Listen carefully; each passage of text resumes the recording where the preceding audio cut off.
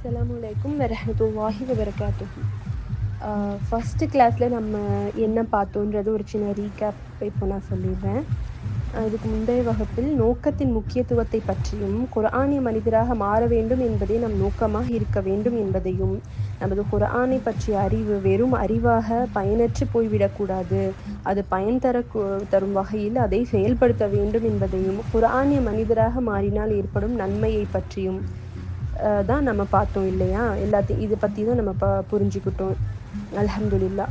இப்போ இன்னைக்கு கிளாஸில் நம்ம பார்க்க போகிறது குர்ஆனிய மனிதராக மாறுவதற்கு என்ன செய்ய வேண்டும் என்பது தான். இதில் முதல் குவாலிட்டி, இந்த குவாலிட்டிஸ்னே சொல்லலாம். ஒரு 3 குவாலிட்டிஸ் வந்து நம்ம கற்றுக்கிட்டோம். அதில் முதல்ல என்னன்னு பார்த்தோன்னா, மாற்றத்திற்கான மனநிலை, அதாவது மைண்ட் செட் அப்படின்னு சொல்லுவோம் இல்லையா? ஒரு எந்த வேலையை செய்கிறதா இருந்தாலும் ஒரு மைண்ட் செட்டோடு செஞ்சால் தான் அந்த வேலையை வந்து நம்ம ப்ராப்பராக செய்வோம், அது நல்லபடியாக முடிப்போம். இது நமக்கே தெரியும். இப்போ ஜென்ரலாக இப்போது நம்ம காலையில் எந்திரிச்சு நம்ம சீக்கிரமாக சமைச்சு முடிச்சுட்டு ஒரு இடத்துக்கு போகணும் அப்படின்ற ஒரு பிளான் நைட்டே இருந்ததுன்னா, நைட்டே நம்ம அந்த ஒரு மைண்ட் செட்டை க்ரியேட் பண்ணி வச்சுருவோம். காலையில் எந்திரிக்கணும், சீக்கிரமாக எந்திரிச்சு சீக்கிரமாக சமையல்லாம் முடிச்சுட்டு நம்ம கிளம்பணும் அப்படின்ற மைண்ட் செட் நைட்டே இருக்கும்போது நம்ம அதை காலையில் எந்திரிச்சோடனே சரியாக செஞ்சு முடிப்போம். ஜென்ரலாக எந்த காரியமாக இருந்தாலும் சரி அந்த மாதிரி தான். இதுவே வந்து சடனாக நமக்கு காலையில் தான் சொல்கிறாங்க உடனே கிளம்பணும் அப்படின்னு சொல்லி, உடனே இந்த இடத்துக்கு போகணும் அப்படின்னு சொன்னோன்னா, அது நம்மளால் டக்குன்னு அதை மாற்றி நம்ம பிளானை மாற்றி சேஞ்ச் பண்ணி சீக்கிரமாக சமைச்சு அதெல்லாம் வந்து செய்ய முடியுமா அப்படின்னா அது கொஸ்டின் மார்க் தான். அது ஏன் அப்படின்னா மைண்ட் செட் இருக்காது. நம்ம ஆல்ரெடி நம்ம மைண்டை வந்து மனசை வந்து செட் பண்ணி வச்சாதான் அந்த காரியத்தை நம்ம ஒரு போட்ட பிளான் படி அப்படின்னு சொல்லுவோம்ல, அந்த மாதிரி அந்த பிளான் படி போனால் தான் ஈஸியாக நம்மளால் அதை அச்சீவ் பண்ண முடியும். அதுதான் மைண்ட் செட்டு. ஸோ அதே மாதிரி தான் குர்ஆனிய மனிதராக நம்ம மாறணும் அப்படின்னு நம்ம நினச்சிட்டோன்னா, அந்த மாறணுன்ற அந்த மைண்ட் செட்டை ஃபஸ்ட்டு நம்ம க்ரியேட் பண்ணிக்கணும். மாற்றத்திற்கான மனநிலை, ஓகே நான் மாறதுக்கு நான் ரெடியாக இருக்கேன், நான் தயாராக இருக்கேன் அப்படிங்கிற அந்த மனநிலையை உருவாக்கிட்டோன்னா மாறுறதுக்கு அது ரொம்ப ஈஸியாக இருக்கும். இதுதான் அது ஃபஸ்ட்டு ஸ்டெப்பு. மாறுறதுக்கான ஃபஸ்ட்டு ஸ்டெப்பே வந்து அந்த மைண்ட் செட்டை க்ரியேட் பண்ணுறது தான். அதுக்கு அடுத்ததாக விருப்பப்படணும். இப்போ குர்ஆனிய மனிதராக நான் மாறணும் அப்படின்னா விருப்பம் இல்லாமல் ஏனோ தானோன்னு இது என்ன மாறணுமா அப்படின்ற ஒரு கேள்வியோடு நம்ம போனோன்னா கண்டிப்பாக நம்மளால் மாற முடியாது. அதே எக்ஸாம்பிள் தான். எந்த ஒரு வேலை செய்யணுன்னாலும் நம்ம விருப்பப்பட்டு செஞ்சால் அதோட ரிசல்ட் வேறு மாதிரி இருக்கும். சொல்லுவோம்ல, இப்போ ஒரு வேலைக்கு ஐடிலலாம் வேலை பார்க்குறாங்க, சில பேர்லாம் பிடிக்காமல் வேலை பார்ப்பாங்க. அவங்களோட எல்லா டாஸ்க்குமே வந்து அந்த ஒரு ரிசல்ட் அவ்வளோ நல்ல ஒரு ரிசல்ட்டே தராது. ஏன்னா அவங்க விருப்பமே இல்லாமல் வேலை பார்ப்பாங்க, ஏதோ சம்பளம் வாங்கணுமே அப்படின்றதுக்காக வேலை பார்ப்பாங்க. அந்த மாதிரி தான் நம்ம குர்ஆனிய மனிதராக மாறணும் அப்படின்னு வந்து விருப்பப்பட்டு ஆசைப்பட்டு நம்ம வந்து போகணும் அப்படின்னா தான் அந்த நம்மளை வந்து முழுசாக அந்த குர்ஆனிய மனிதராக மாற முடியும். அதே தான், நம்மளை வழி நடத்தணும், குர்ஆன் நம்மளை வழி நடத்தணும் அப்படின்னு விருப்பப்பட்டு இருக்கிறவங்கள தான் குர்ஆன் வந்து மாற்றும் அப்படிங்கிறத நம்ம புரிஞ்சுக்கணும். மூணாவதாக அனுமதிக்கணும். வந்து குர்ஆனிய மனிதராக நம்ம மாறணும்னா குர்ஆன் நம்ம உள்ளத்துக்குள்ளே போய், அதாவது மாற்றுவதற்காக நம்ம அதை வந்து அனுமதிக்கணும் முதல்ல. அதுக்கு தான் ஒரு எடுத்துக்காட்டு சொன்னாங்க இல்லையா? ஒரு மொபைல் வந்து வேலை செய்யணும் அப்படின்னா ஃபஸ்ட்டு அதை ஆன் பண்ணி வைக்கணும். அதை ஆன் பண்ணி ஓப்பன் பண்ணி வச்சாதான் சிக்னல் வந்து கனெக்ட் ஆகி நம்மளால் கால் பண்ண முடியும், நமக்கு கால் வரும், அந்த இன்டர்நெட் வந்து கனெக்ட் ஆனால் தான் அந்த மொபைலை யூஸ் பண்ண முடியும். அதே மாதிரி தான் குர்ஆன் நம்மளை மாற்றணும் அப்படின்னா, குர்ஆனிய ஒளி உள்ளே வரணும் அப்படின்னா நம்ம உள்ளத்தோட கதவை திறந்து வைக்கணும். அதுதான் அனுமதி. நம்ம ஓப்பனாக இருக்கணும். ஓகே நான் மாறுறதுக்கு தயார். ஃபஸ்ட்டு வந்து அதான் இந்த 3மே நம்ம லைனாக திருப்பி ரீகால் பண்ணணுன்னா, ஃபஸ்ட்டு மாற்றத்திற்கான மனநிலை, ஃபஸ்ட்டு மைண்ட் செட்டை க்ரியேட் பண்ணணும்.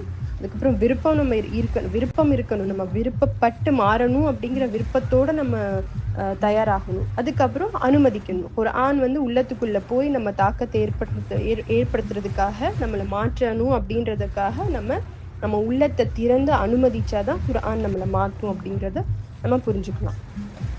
அடுத்ததாக வந்து வேதத்தை ஓதுபவர்களின் நிலை அப்படின்னு சொன்னாங்க. அது ஒன்றும் இல்லை, குர்ஆன் ஓதக்கூடியவங்களில் ரெண்டு வகையான பீப்புள் இருப்பாங்க அப்படின்னு. குர்ஆன் வசனம் 47 16 17 வசனத்தில் அல்லாஹ் சொல்கிறான், இன்னும் அவர்களில் உம்மை செவிமடுப்பவர்களும் இருக்கின்றனர். ஆனால் அவர்கள் உம்மை விட்டு வெளியேறியதும் எவர்களுக்கு வேத ஞானம் அருளப் பெற்றதோ அவர்களை பார்த்து அவர் சற்றுமுன் என்ன கூறினார் என்று பரிகாசமாக கேட்கின்றனர். இத்தகையோரின் இதயங்கள் மீது அல்லாஹ் முத்திரையிட்டு விட்டான். மேலும் இவர்கள் தங்கள் மனோ இச்சைகளையே பின்பற்றுகின்றனர். மேலும் எவர்கள் நேர்வழியில் செல்கின்றார்களோ அவர்களுடைய நேர்வழியை இன்னும் அதிகப்படுத்தி அவர்களுக்கு தக்வாவை, பயபக்தியை இறைவன் அளிக்கின்றான். அதாவது இப்போ குர்ஆன் வந்து ஒருத்தவங்க முன்னாடி வாசிக்கப்பட்டாலோ இல்லை வந்து ஒரு பயான் செய்யப்பட்டாலோ அதை வந்து கேட்குறவங்க அந்த ஒரு செட் ஆஃப் பீப்புள் எப்படி இருப்பாங்கன்னா அதை கேட்குற மாதிரியே இருப்பாங்க, உட்காந்து கேட்பாங்க, கவனிக்க மாதிரியே இருக்கும். ஆனால் அவங்க சொல்றவங்க எந்திரிச்சு போனதுக்கப்புறம் பக்கத்தில் இருக்கவங்ககிட்ட என்ன சொல்லுவாங்களா, இதுக்கு முன்னாடி அவர் என்ன சொல்லிட்டு இருந்தாரு அப்படின்ற மாதிரி ஒரு கிண்டலா கேலியா பரிகாசமாக கேட்பாங்களாம். ஸோ அவங்க தான் வந்து யார் அப்படின்னா அவங்களோட இதயங்கள் மீது எல்லாம் முத்திரையிட்டு விட்டான். அது இன்னொரு விஷயமும் புரிஞ்சுக்கணும். அவங்கள வந்து சும்மா எல்லாம் வந்து அவங்களோட இதயத்தை வந்து முத்திரையிடலை. இதுக்கப்புறம் வர கிளாஸ்ல நம்ம பார்ப்போம். அவங்க செய்த பாவங்களின் காரணமாக தான் வந்து அவங்க அந்த மாதிரி இருக்காங்க. அதனால அவங்க அல்லாஹ் வந்து அவங்களோட இதயத்தை முத்திரையிட்டு விட்டான் அப்படின்றத நம்ம புரிஞ்சுக்கணும். மேலும் அவர்கள் தங்கள் மனோ இச்சைகளையே பின்பற்றுகின்றனர். அந்த பாவத்தின் காரணமாக தான் அல்லாஹ் வந்து முத்திரையிட்டு விட்டான் அவங்க இதயத்தை. அதே மாதிரி அவங்க மனோ இச்சைகளையே வந்து பின்பற்றுகிறவங்களாக இருப்பாங்க அப்படின்னு அல்லாஹ்வே சொல்றான். அதுக்கு ஆப்போசிட்டா இன்னொரு சாரார் எப்படி இருப்பாங்க, அவங்க வந்து எவர்கள் நேர்வழியில் செல்கின்றார்களோ அவர்களுடைய நேர்வழியை இன்னும் அதிகப்படுத்தி அவர்களுக்கு தக்வாவை இறைவன் அளிக்கின்றான். இது வந்து யாருன்னா இந்த மாதிரி நம்ம சொன்ன அந்த 3 குவாலிட்டிஸ் இருக்குல்ல, மாற்றத்திற்கான மனநிலையை ஏற்படுத்தி விருப்பப்பட்டு குர்ஆனை உள்ள அனுமதிக்கிறவங்களா இருக்காங்கல்ல, அவங்களுக்கு எப்படின்னா அவங்க வந்து ஆல்ரெடி நேர்வழியில வந்துட்டாங்க. அவங்களோட நேர்வழியை இன்னும் அல்லாஹ் வந்து அதிகப்படுத்தி அவங்களுக்கு தக்வாவை அளிக்கின்றான் அப்படின்றத நம்ம புரிஞ்சுக்கணும். இதுக்கு அடுத்ததா என்ன பார்த்தோம் அப்படின்னா குர்ஆனிய ஒளி, அதாவது நூர் மற்றும் உள்ளத்தின் வாசல் அப்படின்ற ஒரு டாபிக். என்னன்னா குர்ஆனை வந்து அல்லாஹ் ஒளியோடு ஒப்பிடுறான். நூர் அப்படின்னு சொல்லி குர்ஆன்ல மென்ஷன் பண்றான். 4வது அத்தியாயத்துல 174வது வசனத்துல, மனிதர்களே, உங்கள் இறைவனிடமிருந்து உங்களுக்கு உறுதியான அத்தாட்சி வந்துவிட்டது, தெளிவான பேரொளியையும் உங்களிடம் இறக்கி வைத்துள்ளோம். அதாவது அல்லாஹ் வந்து குர்ஆனை என்னன்னு சொல்றான் அப்படின்னா நூர், ஒளி அப்படின்னு சொல்றான். அதுக்கு தான் உஸ்தாத் ஒரு எடுத்துக்காட்டு சொன்னாங்க இல்லையா. இப்போ சூரிய ஒளி வந்து எங்கும் இருக்கிறது. இப்போ காலைல விடிஞ்சோடனே சூரியன் உதிச்சிடுது, அது ஒளி வீசி அது எல்லாத்துக்கும் உலகத்துக்கே ஒளி தரக்கூடியதா இருக்கு. ஆனா நம்ம வந்து வீட்டுக்குள்ள இருந்துட்டு கதவு ஜன்னல் எல்லாமே மூடி வச்சிட்டு இருந்தோம்னா அந்த ஒளி உள்ள வராது இல்லையா. நம்ம வந்து கதவையும் ஜன்னலையும் திறந்து வச்சாதான் எப்படி அந்த ஒளி உள்ள வந்து நமக்கு வெளிச்சத்தை கொடுக்குமோ அதே போலதான் குர்ஆனும் வந்து ஒளி வீசக்கூடியதா இருக்கு. அதோட ஞானத்தை அது கொடுத்துட்டே இருக்கு, எப்பவுமே இருக்கு.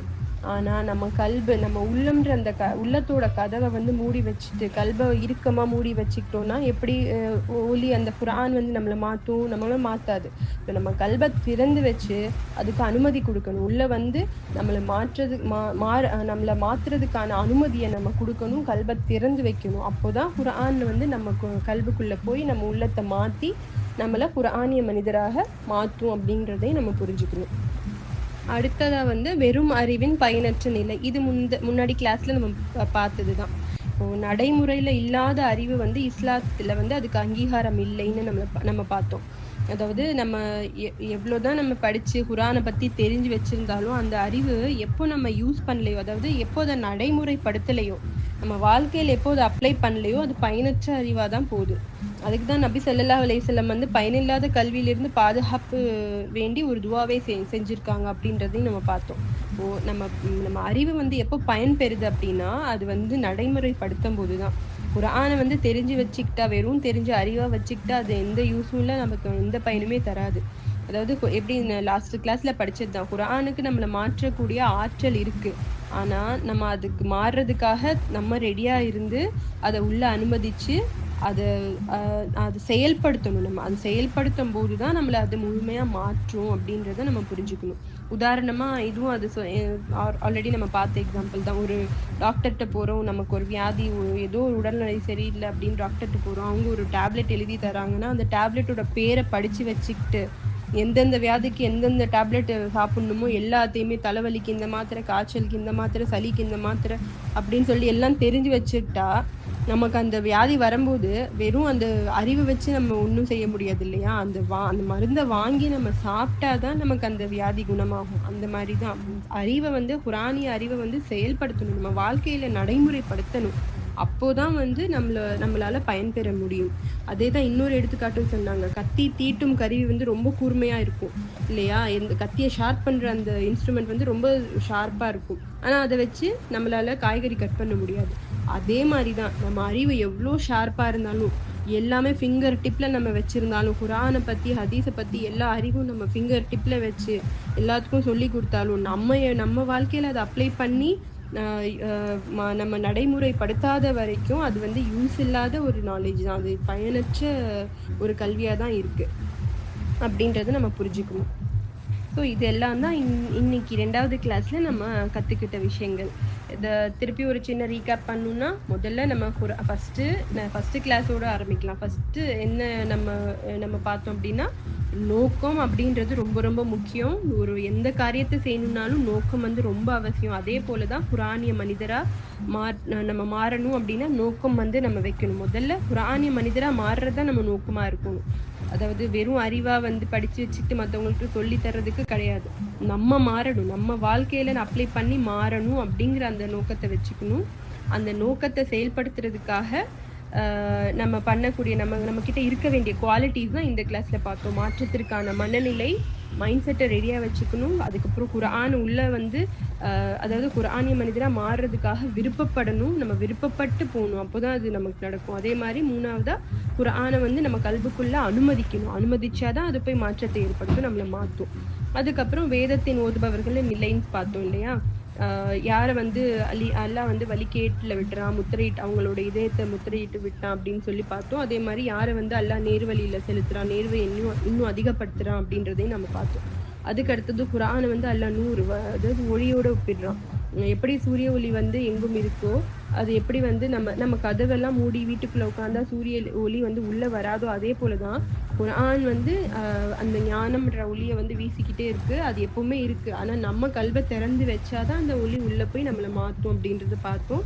அதே மாரி வெறும் அறிவின் பயனற்ற நிலைன்னு பார்த்தோம். அறிவு வந்து வெறும் அறிவா வச்சுக்காம அத செயல்படுத்தும் போது தான் அது நமக்கு பயன் தருது அப்படின்றத நம்ம பார்த்தோம். இன்ஷா அல்லாஹ் நம்ம கத்துக்கிட்ட இந்த விஷயங்கள் எல்லாமே நம்ம வாழ்க்கையில நடைமுறைப்படுத்தணும் அப்படின்றத நம்ம மனசுல வச்சுக்கிட்டு, இன்ஷா அல்லாஹ் அடுத்த கிளாஸ்ல அதாவது நம்ம கல்வி திறந்திருக்கிறதா அப்படின்றத அதுக்கான புற அடையாளங்கள் இருக்கு. அத பத்தி டிஸ்கஸ் பண்ணலாம்னு சொல்லியிருக்காங்க. அடுத்த கிளாஸ்ல இன்ஷா அல்லாஹ் அத பார்க்கலாம். அஸ்ஸலாமு அலைக்கும் வரஹ்மத்துல்லாஹி வபரகாத்துஹு.